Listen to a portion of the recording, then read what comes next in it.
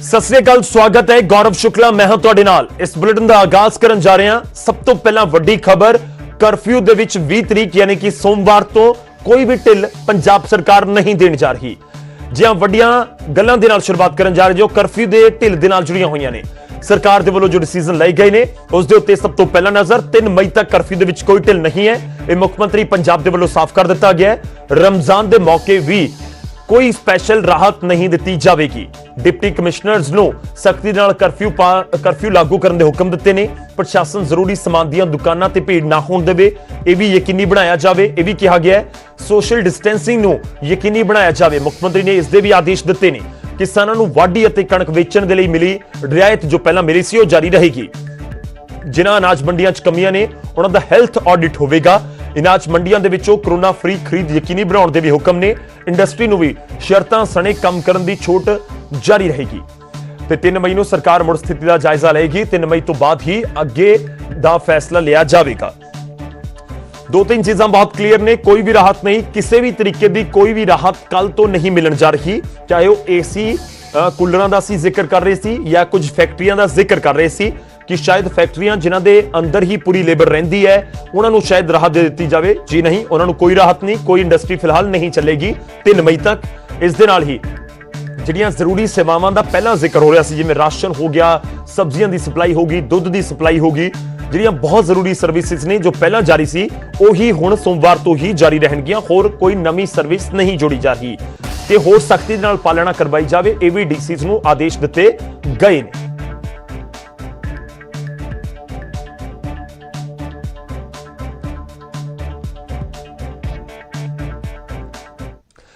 तेज सौ चले एक होर वड्डी खबर है, उसका रुख करदे हां। खरड़ दे नाल जुड़ी हुई करफ्यू दौरान खरड़ फ्लाईओवर का काम शुरू किया जाएगा। जी हां, NHAI की अर्जी के उत्ते मोहाली प्रशासन ने मंजूरी दे दी है। NHAI ने काम शुरू करने के लिए अर्जी लिखी सी कि फ्लाईओवर का काम शुरू किया जाए। लोक हित विच है ते DC दे वल्लों इजाजत दी गई है कि लोक हित विच काम है, इस करके इस काम नूं शुरू कर दिता जाना चाहिए। NHAI ने सुरक्षा मापदंडां दी भरोसा दिता है। DC दे वल्लों यह भी जिक्र किया गया मोहाली जिले दे विच करफ्यू जारी रहेगा, किसी तरह की कोई ढिल नहीं है।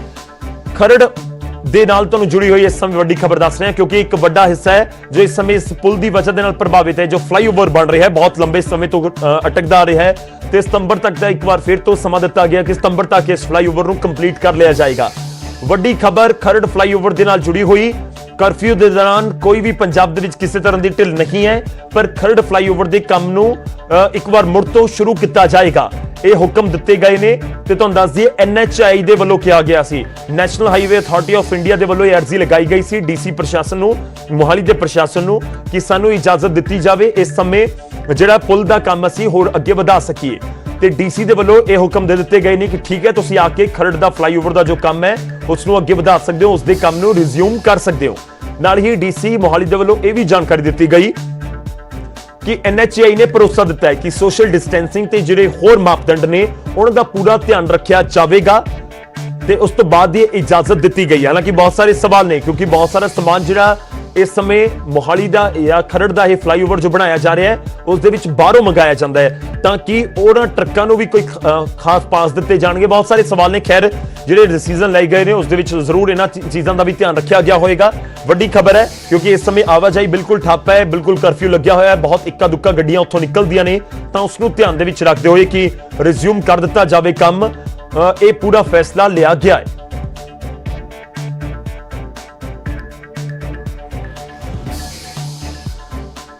अगली खबर का रुख करते हैं। अगली खबर जलंधर तो है। कोरोना के 6 नवे केस उत्थे आए हैं। जी हां, सारे केस पॉजिटिव मरीजों के संपर्क दे विच जो लोग आए सी उन्हां दे नाल जुड़े हुए ने ते हुण जलंधर दे विच गिनती 41 तो वध के 47 तक पहुंच चुकी है। पंजाब दे विच गिनती हुण 238 तो वध के 244 तक पहुंच चुकी है, यानी 250 के करीब पंजाब दे विच मरीजों का आंकड़ा पहुंच चुका है।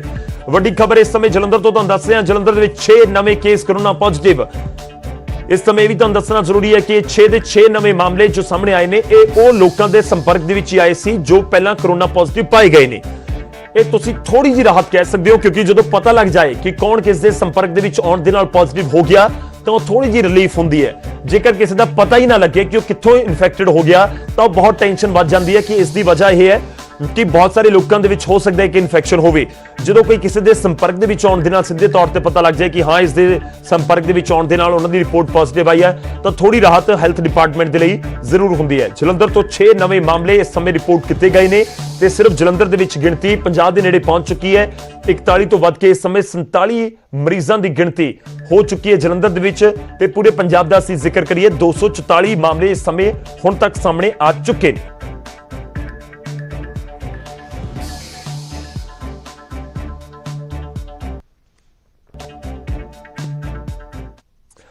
ਉਹਦਾ 3 ਨਵੇਂ ਕੇਸ ਚੰਡੀਗੜ੍ਹ ਤੋਂ ਵੀ ਸਾਹਮਣੇ ਆਏ ਨੇ। ਵੱਡੀ ਖਬਰ ਚੰਡੀਗੜ੍ਹ ਤੋਂ ਵੀ 2 ਦਿਨ ਤੋਂ ਰਾਹਤ ਸੀ ਕਿ ਚੰਡੀਗੜ੍ਹ ਦੇ ਵਿੱਚ ਕੋਈ ਨਵਾਂ ਮਾਮਲਾ ਸਾਹਮਣੇ ਨਹੀਂ ਆਇਆ, ਪਰ ਚੰਡੀਗੜ੍ਹ 'ਚ 3 ਨਵੇਂ ਮਾਮਲੇ ਅੱਜ ਸਾਹਮਣੇ ਆ ਗਏ ਤੇ ਚੰਡੀਗੜ੍ਹ ਦੇ ਵਿੱਚ ਵੀ ਗਿਣਤੀ ਜਿਹੜੇ ਕੇਸ ਨੇ ਉਹਨਾਂ ਦੀ ਵੱਧਦੀ ਹੋਈ ਨਜ਼ਰ ਆ ਰਹੀ ਹੈ। ਤੇ ਤੁਹਾਨੂੰ ਦੱਸ ਦਈਏ ਕਿ ਇੱਥੇ ਵੀ ਰਾਹਤ ਵਾਲੀ ਖਬਰ ਜਲੰਧਰ ਦੀ ਤਰ੍ਹਾਂ ਹੀ ਸੀ ਕਿ ਜੋ ਪਹਿਲਾਂ ਪੋਜ਼ਿਟਿਵ ਮਾਮਲਾ ਸੀ ਉਹਨਾਂ ਦੇ ਸੰਪਰਕ ਦੇ ਵਿੱਚ ਆਉਣ ਦੀ ਵਜ੍ਹਾ ਨਾਲ ਹੀ ਇਹ 3 ਜਿਹੜੇ ਨਵੇਂ ਕੇਸ ਆਏ ਨੇ, ਯਾਨੀ ਕਿ ਇਹ ਲੋਕ ਇਨਫੈਕਟਡ ਹੋਏ ਨੇ। ਸੈਕਟਰ 30 ਤੋਂ ਇਹ ਪੂਰਾ ਮਾਮਲਾ ਸਾਹਮਣੇ ਆਇਆ। ਸੈਕਟਰ 30 ਤੋਂ ਇੱਕ ਮਹਿਲਾ ਦੀ ਰਿਪੋਰਟ ਪੋਜ਼ਿਟਿਵ ਆਈ ਸੀ, ਹੁਣ ਉਹਨਾਂ ਦੇ ਪਰਿਵਾਰਕ ਮੈਂਬਰਾਂ ਦੀ ਹੀ ਰਿਪੋਰਟ ਪੋਜ਼ਿਟਿਵ ਆਈ ਹੈ। ਇਹ ਜਿਹੜੇ 3 ਨਵੇਂ ਮਾਮਲੇ ਸਾਹਮਣੇ ਆਏ ਨੇ, ਜਿਹੜੀ 30 ਸੈਕਟਰ ਦੀ ਮਹਿਲਾ ਜੋ ਪੋਜ਼ਿਟਿਵ ਆਈ ਸੀ ਉਹਨਾਂ ਦੇ ਪਰਿਵਾਰਕ ਮੈਂਬਰ ਨੇ, ਉਹਨਾਂ ਦੇ ਪਤੀ ਅਤੇ ਬੇਟੇ ਤੇ ਪੋਤੀ, ਯਾਨੀ ਕਿ ਬੇਟੇ ਦੀ ਬੇਟੀ ਨੂੰ ਵੀ ਕੋਰੋਨਾ ਹੋ ਚੁੱਕਿਆ, ਉਸ ਦੀ ਵੀ ਰਿਪੋਰਟ ਪੋਜ਼ਿਟਿਵ ਆਈ ਹੈ। ਪਰਿਵਾਰ ਦੇ ਲਈ ਇਸ ਸਮੇਂ ਜ਼ਰੂਰ ਦਿੱਕਤ ਹੋਏਗੀ। ਪ੍ਰਸ਼ਾਸਨ ਪੂਰੇ ਇਹਤਿਆਤ ਇਸ ਸਮੇਂ ਵਰਤ ਰਿਹਾ ਹੈ। ਇਹੀ ਇਸ ਸਮੇਂ ਕੀਤਾ ਜਾ ਰਿਹਾ ਕਿ ਜਦੋਂ ਕਿਸੇ ਦੇ ਬਾਰੇ ਪਤਾ ਲੱਗ ਗਿਆ ਕਿ ਉਹ ਕੋਰੋਨਾ ਪੋਜ਼ਿਟਿਵ ਹੈ ਤਾਂ ਉਸ ਤੋਂ ਬਾਅਦ ਫੌਰੀ ਤੌਰ ਤੇ ਉਹਨਾਂ ਨੂੰ ਆਈਸੋਲੇਟ ਕਰ ਦਿੱਤਾ ਜਾਂਦਾ ਹੈ, ਪੂਰੇ ਪਰਿਵਾਰ ਨੂੰ ਕੁਆਰੰਟਾਈਨ ਕਰ ਦਿੱਤਾ ਜਾਂਦਾ ਹੈ। ਜਿਹੜੇ ਸੰਪਰਕ ਦੇ ਵਿੱਚ ਸਿੱਧਾ ਲੋਕ ਆਏ ਹੁੰਦੇ ਨੇ ਉਹਨਾਂ ਨੂੰ ਕੁਆਰੰਟਾਈਨ ਕਰ ਦਿੱਤਾ ਜਾਂਦਾ ਹੈ। ਤਾਂ ਚੰਡੀਗੜ੍ਹ ਤੋਂ 3 ਨਵੇਂ ਮਾਮਲੇ ਸਾਹਮਣੇ ਆਏ ਨੇ, 26 ਤੱਕ ਗਿਣਤੀ ਪਹੁੰਚ ਚੁੱਕੀ ਹੈ। ਇਹ ਵੀ ਤੁਹਾਨੂੰ ਦੱਸ ਦਈਏ ਕਿ ਚੰਡੀਗੜ੍ਹ ਦੇ ਵਿੱਚ 13 ਲੋਕਾਂ ਨੇ ਮਾਤ ਵੀ ਦਿੱਤੀ ਹੈ ਕੋਰੋਨਾ ਨੂੰ। ਇੱਥੇ ਇਹ ਵੀ ਕਾਬਿਲ ਗੌਰ ਹੈ ਕਿ ਹੁਣ ਤੱਕ ਚੰਡੀਗੜ੍ਹ ਦੇ ਵਿੱਚ ਕੋਈ ਜਾਨੀ ਨੁਕਸਾਨ ਦਾ ਯਾਨੀ ਕਿ ਕਿਸੇ ਮੌਤ ਦੀ ਖਬਰ ਸਾਹਮਣੇ ਹੁਣ ਤੱਕ ਨਹੀਂ ਆਈ। ਇਹ ਵੀ ਚੰਡੀਗੜ੍ਹ ਵਾਸੀਆਂ ਦੇ ਲਈ ਇੱਕ ਰਾਹਤ ਦੀ ਖਬਰ ਹੈ।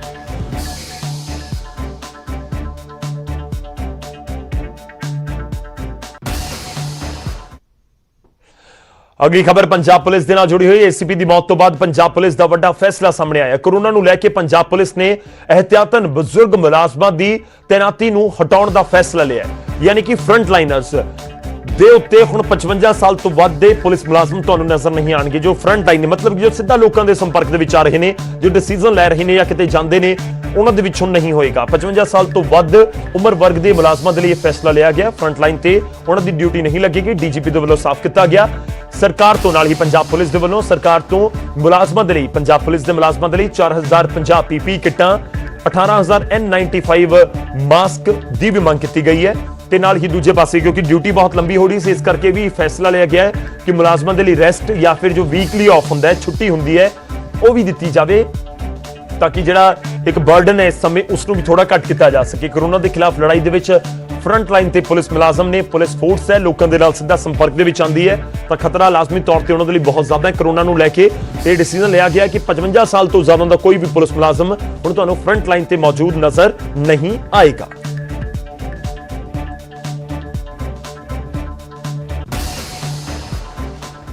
ਹੁਣ ਅਗਲੀ ਖਬਰ ਦਾ ਰੁਖ ਕਰਦੇ ਹਾਂ। ਏਸੀਪੀ ਦੀ ਮੌਤ ਦੇ ਨਾਲ ਜੁੜੇ 10 ਵੱਡੇ ਅਪਡੇਟ ਕੀ ਨੇ, ਇਹ ਵੀ ਤੁਹਾਨੂੰ ਦੱਸ ਦਈਏ ਕਿਉਂਕਿ ਏਸੀਪੀ ਦੀ ਮੌਤ ਹੋਈ, ਲੁਧਿਆਣਾ ਦੇ ਵਿੱਚ ਉਹਨਾਂ ਦਾ ਅੰਤਿਮ ਸੰਸਕਾਰ ਕੀਤਾ ਗਿਆ, ਪਰ ਜੋ ਉਹਨਾਂ ਦੇ ਸੰਪਰਕ ਦੇ ਵਿੱਚ ਆਏ ਲੋਕ ਉਹ ਜਿੱਥੇ ਗਏ ਉਹਨਾਂ ਨੇ ਜ਼ਰੂਰ ਕਿਤੇ ਨਾ ਕਿਤੇ ਚਿੰਤਾ ਨੂੰ ਵਧਾ ਦਿੱਤਾ ਹੈ।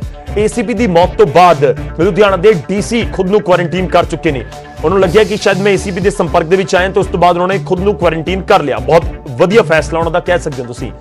ਉਧਰ ਏਸੀਪੀ ਦੇ ਸੰਪਰਕ ਦੇ ਵਿੱਚ ਆਉਣ ਵਾਲੇ 3 ਪੁਲਿਸ ਮੁਲਾਜ਼ਮ ਕੁਆਰੰਟਾਈਨ ਕੀਤੇ ਗਏ ਨੇ। ਏਸੀਪੀ ਦੀ ਮੌਤ ਦੇ ਨਾਲ ਮੋਗਾ ਦੇ ਵਿੱਚ ਵੀ ਹੜਕੰਪ ਹੈ। ਕਈ ਲੋਕਾਂ ਦੇ ਸੰਪਰਕ ਦੇ ਵਿੱਚ ਏਸੀਪੀ ਦਾ ਗਨਮੈਨ ਆ ਗਿਆ। 7 ਲੋਕ ਹਸਪਤਾਲ ਦੇ ਵਿੱਚ ਭਰਤੀ ਕਰਵਾ ਦਿੱਤੇ ਗਏ ਨੇ, ਉਹਨਾਂ ਨੂੰ ਆਈਸੋਲੇਟ ਕਰ ਦਿੱਤਾ ਗਿਆ ਤੇ ਕਰੀਬ 12 ਲੋਕਾਂ ਨੂੰ ਮੋਗਾ ਦੇ ਵਿੱਚ ਹੋਮ ਕੁਆਰੰਟਾਈਨ ਕੀਤਾ ਗਿਆ। ਉਧਰ ਪੀੜਤ ਗਨਮੈਨ ਤੋਂ ਦੱਸ ਦਈਏ ਕਿ ਖੁਦ ਫਿਰੋਜ਼ਪੁਰ ਦੇ ਹਸਪਤਾਲ ਦੇ ਵਿੱਚ ਆਈਸੋਲੇਟ ਹੈ, ਜਿਸ ਦੀ ਰਿਪੋਰਟ ਆਲਰੇਡੀ ਪੋਜ਼ਿਟਿਵ ਆ ਚੁੱਕੀ ਹੈ। ਏਸੀਪੀ ਦੇ ਦੂਜੇ ਗਨਮੈਨ ਦੀ ਰਿਪੋਰਟ ਨੈਗੇਟਿਵ ਆਈ ਹੈ, ਜੋ ਰਾਹਤ ਦੀ ਖਬਰ ਹੈ ਫਤਿਹਗੜ੍ਹ ਸਾਹਿਬ ਜ਼ਿਲ੍ਹੇ ਦੇ ਲਈ ਵੀ, ਕਿਉਂਕਿ ਫਤਿਹਗੜ੍ਹ ਸਾਹਿਬ ਦੇ ਵਿੱਚ ਏਸੀਪੀ ਦਾ ਦੂਜਾ ਗਨਮੈਨ ਰਹਿੰਦਾ ਹੈ। ਕੋਰੋਨਾ ਦੇ ਨਾਲ ਏਸੀਪੀ ਅਨਿਲ ਕੋਹਲੀ ਦੀ ਇੱਕ ਦਿਨ ਪਹਿਲਾਂ ਮੌਤ ਹੋਈ ਸੀ। ਲੁਧਿਆਣਾ ਚ ਉਹਨਾਂ ਦਾ ਅੰਤਿਮ ਸੰਸਕਾਰ ਕੀਤਾ ਗਿਆ ਸੀ। ਇਹ ਵੀ ਤੁਹਾਨੂੰ ਦੱਸ ਦਈਏ ਕਿ ਏਸੀਪੀ ਦੇ ਪਰਿਵਾਰ ਦੇ ਲਈ ਪੰਜਾਬ ਸਰਕਾਰ ਦੇ ਵੱਲੋਂ 50 ਲੱਖ ਰੁਪਏ ਦੀ ਆਰਥਿਕ ਮਦਦ ਦਾ ਆਲਰੇਡੀ ਐਲਾਨ ਕੀਤਾ ਜਾ ਚੁੱਕਾ ਹੈ।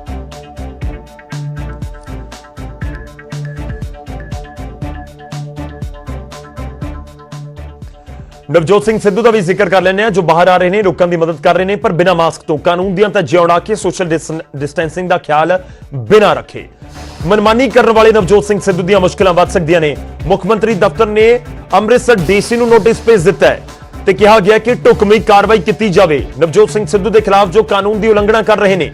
ਤੁਹਾਨੂੰ ਦੱਸ ਦਈਏ ਕਿ ਹਾਈ ਕੋਰਟ ਦੇ ਸੀਨੀਅਰ ਵਕੀਲ ਐਚ.ਸੀ. ਅਰੋੜਾ ਦੇ ਵੱਲੋਂ ਸਿੱਧੂ ਦੀ ਸ਼ਿਕਾਇਤ ਕੀਤੀ ਗਈ ਸੀ। ਸਿੱਧੂ ਤੇ ਕਾਰਵਾਈ ਕਰਨ ਦੇ ਲਈ ਸੀਐਮ ਨੂੰ ਚਿੱਠੀ ਲਿਖੀ ਗਈ ਸੀ। ਉਹਨਾਂ ਦੇ ਵੱਲੋਂ ਨਿਊਜ਼ 18 ਦੀ ਖਬਰ ਦਾ ਹਵਾਲਾ ਵੀ ਦਿੱਤਾ ਗਿਆ ਸੀ। ਮਾਸਕ ਨਾ ਪਾਉਣ ਸੰਬੰਧੀ ਸਿੱਧੂ ਦੀ ਸ਼ਿਕਾਇਤ ਕੀਤੀ ਗਈ ਸੀ ਕਿ ਸਿੱਧੂ ਬਿਨਾਂ ਮਾਸਕ ਤੋਂ ਬਾਹਰ ਆ ਰਹੇ ਨੇ, ਕਾਨੂੰਨ ਦੀ ਉਲੰਘਣਾ ਕਰ ਰਹੇ ਨੇ। ਤੁਹਾਨੂੰ ਦੱਸ ਦਈਏ ਕਿ ਸਿੱਧੂ ਲਗਾਤਾਰ ਨਜ਼ਰ ਆਏ ਨੇ, ਬਿਨਾਂ ਮਾਸਕ ਤੋਂ ਪਬਲਿਕ ਦੇ ਵਿੱਚ ਘੁੰਮਦੇ ਨਜ਼ਰ ਆਏ ਨੇ ਤੇ ਉਹਨਾਂ ਦੇ ਖਿਲਾਫ ਹੁਣ ਕਾਰਵਾਈ ਹੋ ਸਕਦੀ ਹੈ, ਮੁਸ਼ਕਿਲ ਵੱਧ ਸਕਦੀ ਹੈ। ਡੀਸੀ ਅੰਮ੍ਰਿਤਸਰ ਨੂੰ ਕਿਹਾ ਗਿਆ ਹੈ ਕਿ ਢੁਕਵੀਂ ਕਾਰਵਾਈ ਇਸ ਪੂਰੇ ਮਾਮਲੇ ਦੇ ਵਿੱਚ ਕੀਤੀ ਜਾਵੇ।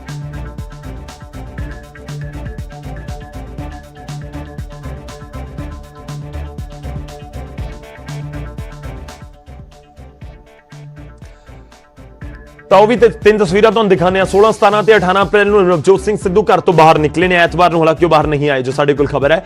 ਨਵਜੋਤ ਸਿੰਘ ਸਿੱਧੂ 3 ਦਿਨ ਬਾਹਰ ਨਿਕਲੇ, 16, 17, 18 ਅਪ੍ਰੈਲ ਨੂੰ, ਤੇ ਉਹਨਾਂ ਦੇ ਵੱਲੋਂ ਵੱਖ-ਵੱਖ ਥਾਵਾਂ ਦੇ ਉੱਤੇ ਜਾ ਕੇ ਲੋਕਾਂ ਦੀ ਮਦਦ ਕੀਤੀ ਗਈ। ਕਦੇ ਉਹ ਸਫਾਈ ਮੁਲਾਜ਼ਮਾਂ ਦੇ ਵਿਚਾਲੇ ਪਹੁੰਚੇ, ਪੁਲਿਸ ਮੁਲਾਜ਼ਮਾਂ ਦੇ, ਆਮ ਲੋਕਾਂ ਦੇ, ਗਰੀਬ ਲੋਕਾਂ ਦੇ ਵਿਚਾਲੇ ਪਹੁੰਚੇ, ਰਾਸ਼ਨ ਵੰਡਿਆ ਗਿਆ, ਸੈਨੀਟਾਈਜ਼ਰ, ਮਾਸਕ, ਇਸ ਤਰੀਕੇ ਨਾਲ ਹੈਲਪ ਕੀਤੀ ਗਈ, ਲੋਕਾਂ ਦਾ ਹੌਸਲਾ ਵਧਾਇਆ ਗਿਆ। ਇੱਥੇ ਤੱਕ ਸਭ ਕੁਝ ਠੀਕ ਹੈ, ਵਧੀਆ ਲੱਗ ਰਿਹਾ ਕਿ ਉਹ ਲੋਕਾਂ ਦੀ ਹੈਲਪ ਕਰ ਰਹੇ ਨੇ, ਪਰ ਦੂਜੇ ਪਾਸੇ ਮਾਸਕ ਉਹਨਾਂ ਦੇ ਮੂੰਹ ਤੇ ਜ਼ਰੂਰੀ ਸੀ। ਜ਼ਰੂਰੀ ਇਸ ਕਰਕੇ ਸੀ ਕਿਉਂਕਿ ਰੂਲ ਹੈ, ਕਾਨੂੰਨ ਹੈ, ਪੰਜਾਬ ਸਰਕਾਰ ਨੇ ਹੁਕਮ ਜਾਰੀ ਕੀਤੇ ਨੇ। ਤਾਂ ਇਸ ਦਾ ਮਤਲਬ ਇਹ ਹੈ ਕਿ ਸਿੱਧੂ ਹੋਣ ਜਾਂ ਖੁਦ ਮੁੱਖ ਮੰਤਰੀ ਹੋਣ, ਬਾਹਰ ਨਿਕਲਣਗੇ ਤਾਂ ਮੂੰਹ ਤੇ ਮਾਸਕ ਚਾਹੀਦਾ ਹੈ। ਕੋਈ ਮਰਜ਼ੀ ਹੋਵੇ, ਕੋਈ ਵੱਡਾ ਅਧਿਕਾਰੀ ਹੋਵੇ, ਵਿਧਾਇਕ ਹੋਵੇ, ਮੰਤਰੀ ਹੋਵੇ, ਆਮ ਲੋਕ ਹੋਣ, ਕੋਈ ਪੁਲਿਸ ਅਫਸਰ ਹੋਵੇ, ਕੋਈ ਵੱਡਾ ਵਕੀਲ ਹੋਵੇ, ਜੱਜ ਸਾਹਿਬ ਹੋਣ, ਕੋਈ ਵੀ ਹੋਵੇ, ਮੂੰਹ ਤੇ ਮਾਸਕ ਜ਼ਰੂਰੀ ਹੈ ਜਦੋਂ ਤੁਸੀਂ ਘਰ ਤੋਂ ਬਾਹਰ ਨਿਕਲੋ। ਪਰ ਨਵਜੋਤ ਸਿੰਘ ਸਿੱਧੂ ਦੇ ਲਈ ਸ਼ਾਇਦ ਉਹਨੂੰ ਲੱਗ ਰਿਹਾ ਕਿ ਨਹੀਂ, ਮੇਰੇ ਲਈ ਨਹੀਂ ਹੈ, ਤੇ ਉਹਨਾਂ ਦੇ ਵੱਲੋਂ ਸਫਾਈਆਂ ਵੀ ਦਿੱਤੀਆਂ ਗਈਆਂ। WHO ਦਾ ਹਵਾਲਾ ਦੇ ਦਿੱਤਾ ਗਿਆ ਕਿ WHO ਕਹਿ ਰਿਹਾ ਕਿ ਮਾਸਕ ਦੀ ਜ਼ਰੂਰਤ ਨਹੀਂ। ਹੋ ਸਕਦਾ ਸਰ ਮਾਸਕ ਦੀ ਜ਼ਰੂਰਤ ਨਾ ਹੋਵੇ, ਹਾਲਾਂਕਿ ਬਹੁਤ ਜ਼ਰੂਰਤ ਹੈ, ਪਰ ਜੇਕਰ ਕਾਨੂੰਨ ਬਣ ਗਿਆ, ਜੇਕਰ ਸਰਕਾਰ ਨੇ ਕਹਿ ਦਿੱਤਾ ਕਿ ਤੁਹਾਨੂੰ ਮਾਸਕ ਲਗਾਉਣਾ ਜ਼ਰੂਰੀ ਹੈ, ਤਾਂ ਫਿਰ ਤੁਸੀਂ ਉਲੰਘਣਾ ਕਰ ਕਿਉਂ ਰਹੇ ਹੋ? ਮਾਸਕ ਲਗਾਓ। ਪਰ ਹੁਣ ਲੱਗ ਰਿਹਾ ਕਿ ਸਿੱਧੂ ਦੀਆਂ ਮੁਸ਼ਕਲਾਂ ਵੱਧ ਸਕਦੀਆਂ ਨੇ, ਕਿਉਂਕਿ ਇਹ ਸਾਫ਼ ਕਰ ਦਿੱਤਾ ਗਿਆ ਹੈ ਪੰਜਾਬ ਸਰਕਾਰ ਦੇ ਵੱਲੋਂ ਕਿ ਡੀਸੀ ਨੂੰ ਹੁਕਮ ਦਿੱਤੇ ਗਏ ਨੇ ਕਿ ਢੁਕਵੀਂ ਕਾਰਵਾਈ ਇਸ ਪੂਰੇ ਮਾਮਲੇ ਦੇ ਵਿੱਚ ਕੀਤੀ ਜਾਵੇ।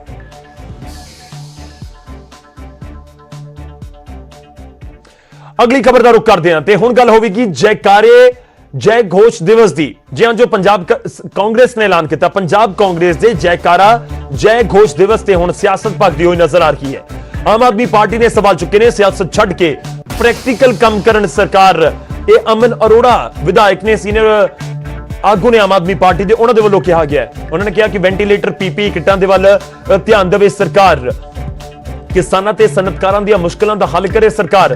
ਤੁਹਾਨੂੰ ਦੱਸ ਦਈਏ ਕਿ ਪੰਜਾਬ ਕਾਂਗਰਸ ਨੇ ਕੱਲ 6 ਵਜੇ ਯਾਨੀ ਕਿ ਸੋਮਵਾਰ ਸ਼ਾਮ 6 ਵਜੇ ਜੈਕਾਰੇ ਲਗਾਉਣ ਦੀ ਅਪੀਲ ਕੀਤੀ ਹੈ ਕਿ ਤੁਸੀਂ ਆਪਣੇ ਆਪਣੇ ਘਰਾਂ ਦੇ ਵਿੱਚ ਰਹੋ, ਜੈਕਾਰੇ ਲਗਾਓ। ਤੁਸੀਂ ਜਿਸ ਵੀ ਧਰਮ ਦੇ ਨਾਲ ਸੰਬੰਧਿਤ ਹੋ, ਪੰਜਾਬ ਕਾਂਗਰਸ ਦੇ ਵੱਲੋਂ ਕਿਹਾ ਗਿਆ। ਸੁਨੀਲ ਜਾਖੜ ਜ਼ਿਕਰ ਕਰਦੇ ਨਜ਼ਰ ਆਏ ਸੀ ਕਿ ਤੁਸੀਂ ਆਪਣੇ ਘਰਾਂ ਦੇ ਵਿੱਚ ਰਹੋ, ਤੁਸੀਂ ਕਿਸੇ ਵੀ ਧਰਮ ਦੇ ਨਾਲ ਸੰਬੰਧਿਤ ਹੋ ਤਾਂ ਆਪਣੇ ਧਰਮ ਦੇ ਮੁਤਾਬਕ ਤੁਸੀਂ ਜੈਕਾਰਾ ਲਗਾ ਸਕਦੇ ਹੋ, ਜੋ ਵੀ ਤੁਹਾਡੇ ਦਿਲ ਦੇ ਵਿੱਚ ਆਉਂਦਾ ਹੈ, ਰੱਬ ਦਾ ਨਾਮ ਲੈਣਾ ਹੈ। ਤੇ ਇਹ ਜੈਕਾਰੇ ਘੋਸ਼ ਜੈ ਦਿਵਸ ਦਾ ਜ਼ਿਕਰ ਇਸ ਦਾ ਕੀਤਾ ਗਿਆ ਸੀ। ਹਾਲਾਂਕਿ ਇਸ ਤੋਂ ਪਹਿਲਾਂ ਪ੍ਰਧਾਨ ਮੰਤਰੀ ਜ਼ਿਕਰ ਕਰ ਚੁੱਕੇ ਨੇ, ਤਾਲੀਆਂ ਵਜਾ ਕੇ ਉਹ ਲੋਕਾਂ ਦਾ ਧੰਨਵਾਦ ਕਰਨ ਦੇ ਲਈ ਕਿਹਾ ਸੀ ਜਿਹੜੇ ਇਸ ਸਮੇਂ ਐਮਰਜੈਂਸੀ ਸੇਵਾਵਾਂ 'ਚ ਲੱਗੇ ਹੋਏ ਨੇ। ਉਸ ਤੋਂ ਬਾਅਦ ਮੋਮਬੱਤੀਆਂ ਜਗਾਉਣ ਦਾ ਜ਼ਿਕਰ ਕੀਤਾ ਗਿਆ ਸੀ ਪ੍ਰਧਾਨ ਮੰਤਰੀ ਦੇ ਵੱਲੋਂ। ਉਸੇ ਲਾਈਨ ਦੇ ਉੱਤੇ ਪੰਜਾਬ ਕਾਂਗਰਸ ਤੁਰਦੀ ਹੋਈ ਨਜ਼ਰ ਆਈ ਹੈ, ਪਰ ਇਸ ਸਭ ਦੇ ਵਿਚਾਲੇ ਸਿਆਸਤ ਹੋ ਰਹੀ ਹੈ। ਅਮਨ ਅਰੋੜਾ ਕਹਿ ਰਹੇ ਨੇ ਸਰਕਾਰ ਨੂੰ ਕਿ ਤੁਸੀਂ ਇਸ ਵੱਲ ਧਿਆਨ ਦਿਵੋ, ਪ੍ਰੈਕਟੀਕਲ ਕੀ ਇਸ ਸਮੇਂ ਜ਼ਰੂਰਤ ਹੈ। ਜੈਕਾਰੇ ਤੁਸੀਂ ਲਗਵਾ ਰਹੇ ਹੋ, ਅਮਨ ਅਰੋੜਾ ਕਹਿ ਰਹੇ ਨੇ ਠੀਕ ਹੈ, ਪਰ ਵੈਂਟੀਲੇਟਰਸ ਦੇ ਉੱਤੇ, ਸਹੂਲਤਾਂ ਦੇ ਉੱਤੇ, ਮੰਡੀਆਂ ਦੇ ਵਿੱਚ ਜਿਹੜੇ ਇੰਤਜ਼ਾਮ ਨੇ ਉਹਨਾਂ ਦੇ ਉੱਤੇ, ਸਨਅਤਕਾਰਾਂ ਦੀਆਂ ਮੁਸ਼ਕਲਾਂ ਦੇ ਉੱਤੇ ਸਰਕਾਰ ਜ਼ਿਆਦਾ ਧਿਆਨ ਦੇਵੇ ਤਾਂ ਉਹ ਜ਼ਿਆਦਾ ਜ਼ਰੂਰੀ ਹੋਵੇਗਾ। ਕੈਪਟਨ ਅਮਰਿੰਦਰ ਸਿੰਘ ਜੀ ਔਰ ਜਾਖੜ ਸਾਹਿਬ ਇਹ ਦੱਸਦੇ ਕਿ ਪੰਜਾਬ ਦੇ ਜਿਹੜੇ ਅੱਜ ਫਰੰਟ ਲਾਈਨ ਯੋਧੇ ਨੇ, doctors, paramedical staff, nurses, ward ਬॉयਜ਼, ਉਹਨਾਂ ਦੇ ਲਈ ਜਿਹੜਾ ਇਕਵਿਪਮੈਂਟ, ਸੇਫਟੀ ਇਕਵਿਪਮੈਂਟ ਹੈ, ਉਹ ਚਾਹੇ ਪੀਪੀਈ ਕਿਟਸ ਨੇ, ਗਲਵਜ਼ ਨੇ, ਉਹ ਕਿੰਨੇ ਪਹੁੰਚ ਚੁੱਕੇ ਪੰਜਾਬ ਦੇ ਵਿੱਚ, ਕਿੰਨੇ ਨਵੇਂ ਵੈਂਟੀਲੇਟਰਸ ਔਰ ਹਸਪੀਟਲ ਨੇ ਜਿਹੜੇ ਉਹ ਤਿਆਰ ਹੋ ਚੁੱਕੇ। ਜਿਹੜੀ ਪਿਛਲੇ 1 ਮਹੀਨੇ ਤੋਂ ਰਾਸ਼ਨ ਦੇ ਨਾਂ ਦੇ ਉੱਪਰ ਕਾਣੀ ਵੰਡ ਕੀਤੀ ਜਾ ਰਹੀ ਹੈ, ਉਹਦਾ ਕੀ ਹੱਲ ਹੋਇਆ? ਜਿਹੜਾ ਮੱਧ ਵਰਗੀ ਨੇ, ਚਾਹੇ ਮੁਲਾਜ਼ਮ ਨੇ, ਉਹਨਾਂ ਦੇ ਲਈ, ਇੰਡਸਟਰੀ ਦੇ ਲਈ, ਵਪਾਰੀਆਂ ਦੇ ਲਈ ਕੀ ਨਵਾਂ ਪੈਕੇਜ ਹੈ ਜਿਹੜਾ ਉਹ ਪੰਜਾਬ ਸਰਕਾਰ ਲੈ ਕੇ ਆ ਰਹੀ ਹੈ? ਤਾਂ ਜ਼ਰੂਰ ਸਿਆਸਤ ਹੁੰਦੀ ਹੋਈ ਨਜ਼ਰ ਆ ਰਹੀ ਹੈ, ਪਰ ਤੁਹਾਨੂੰ ਦੱਸ ਦਈਏ ਕਿ ਸੋਮਵਾਰ ਸ਼ਾਮ 6 ਵਜੇ ਦਾ ਸਮਾਂ ਦਿੱਤਾ ਗਿਆ ਕਿ ਤੁਸੀਂ ਆਪਣੇ ਘਰਾਂ ਦੇ ਵਿੱਚ ਇਹ ਜੈਕਾਰਾ ਦਿਵਸ ਮਨਾਓ। ਅੱਗੇ ਵੱਧਦੇ ਹਾਂ ਤੇ ਹੁਣ ਗੱਲ ਹੋਵੇਗੀ ਭਗਵੰਤ ਮਾਨ ਦੀ। ਆਮ ਆਦਮੀ ਪਾਰਟੀ ਦੇ MP ਭਗਵੰਤ ਮਾਨ ਨੇ ਪ੍ਰਧਾਨ ਮੰਤਰੀ ਮੋਦੀ ਨੂੰ ਚਿੱਠੀ ਲਿਖੀ ਹੈ ਕਿ ਕਣਕ ਦੇ ਵਿੱਚ ਨਮੀ ਦੀ ਮਾਤਰਾ 12 ਤੋਂ ਵਧਾ ਕੇ 14% ਕੀਤੀ ਜਾਵੇ। 22 ਮਈ ਤੱਕ ਕਣਕ ਵੇਚਣ ਵਾਲੇ ਕਿਸਾਨਾਂ ਨੂੰ 100 ਰੁਪਏ ਪ੍ਰਤੀ ਕੁਇੰਟਲ ਬੋਨਸ ਵੀ ਦਿੱਤਾ ਜਾਵੇ। 22 ਤੋਂ ਬਾਅਦ ਕਣਕ ਵੇਚਣ ਵਾਲਿਆਂ ਨੂੰ 200 ਰੁਪਏ ਪ੍ਰਤੀ ਕੁਇੰਟਲ ਬੋਨਸ ਦਿੱਤਾ ਜਾਵੇ। ਤੇ ਦਿੱਲੀ ਦੇ CM ਕੇਜਰੀਵਾਲ ਦੇ ਨਾਲ ਵੀ ਉਹਨਾਂ ਨੇ ਕਿਹਾ ਕਿ ਇਸ ਬਾਰੇ ਉਹ ਗੱਲ ਕਰਨਗੇ। ਕਿਸਾਨਾਂ ਦੇ ਲਈ ਇਹ ਚਿੱਠੀ ਲਿਖੀ ਗਈ ਹੈ ਭਗਵੰਤ ਮਾਨ ਦੇ ਵੱਲੋਂ ਪ੍ਰਧਾਨ ਮੰਤਰੀ ਨੂੰ, ਤੇ ਦੋ ਜ਼ਿਕਰ ਕੀਤੇ ਗਏ ਨੇ ਕਿ ਨਮੀ 12 ਤੋਂ ਵਧਾ ਕੇ 14% ਕੀਤੀ ਜਾਵੇ, ਕਿਉਂਕਿ ਜੋ ਮੰਡੀਆਂ ਤੋਂ ਸਾਡੇ ਕੋਲ ਵੀ ਖਬਰ ਪਹੁੰਚ ਰਹੀ ਹੈ ਕਿ ਜਿਨ੍ਹਾਂ ਦੀ 12% ਤੋਂ ਜ਼ਿਆਦਾ ਨਮੀ ਹੈ ਕਣਕ ਦੇ ਵਿੱਚ, ਤਾਂ ਉਹਨਾਂ ਨੂੰ ਵਾਪਸ ਭੇਜ ਦਿੱਤਾ ਜਾ ਰਿਹਾ ਕਿ ਤੁਸੀਂ ਆਓ ਉਸ ਸਮੇਂ ਜਦੋਂ ਤੁਹਾਡੀ ਕਣਕ ਦੀ ਨਮੀ 12% ਜਾਂ ਉਸ ਤੋਂ ਘੱਟ ਹੋਏਗੀ। ਭਗਵੰਤ ਮਾਨ ਕਹਿ ਰਹੇ ਨੇ ਕਿ ਨਮੀ ਦੀ ਮਾਤਰਾ ਨੂੰ ਵਧਾ ਕੇ ਹੁਣ 14% ਕੀਤਾ ਜਾਣਾ ਚਾਹੀਦਾ ਹੈ। ਜੋ ਬਾਰਿਸ਼ ਹੋਈ ਜਾਂ ਜੋ ਇਸ ਸਮੇਂ ਹਾਲਾਤ ਨੇ, ਕਿ ਜੋ 22 ਮਈ ਤੱਕ ਆਪਣੀ ਕਣਕ ਲੈ ਕੇ ਆ ਰਹੇ ਨੇ ਉਹਨੂੰ 100 ਰੁਪਏ ਪ੍ਰਤੀ ਕੁਇੰਟਲ ਦਵੋ ਤੁਸੀਂ ਬੋਨਸ, ਤੇ 200 ਰੁਪਏ ਪ੍ਰਤੀ ਕੁਇੰਟਲ ਉਸ ਤੋਂ ਬਾਅਦ ਵਾਲੇ ਲੋਕਾਂ ਨੂੰ 1925 ਰੁਪਏ ਇਸ ਵਾਰ MSP ਤੈਅ ਕੀਤਾ ਗਿਆ ਜੋ ਕਿਸਾਨਾਂ ਨੂੰ ਮਿਲ ਰਿਹਾ ਹੈ, ਤੇ 100 ਰੁਪਏ ਬੋਨਸ ਦੀ ਮੰਗ ਵੀ ਕੀਤੀ ਜਾ ਰਹੀ ਹੈ ਭਗਵੰਤ ਮਾਨ ਦੇ ਵੱਲੋਂ।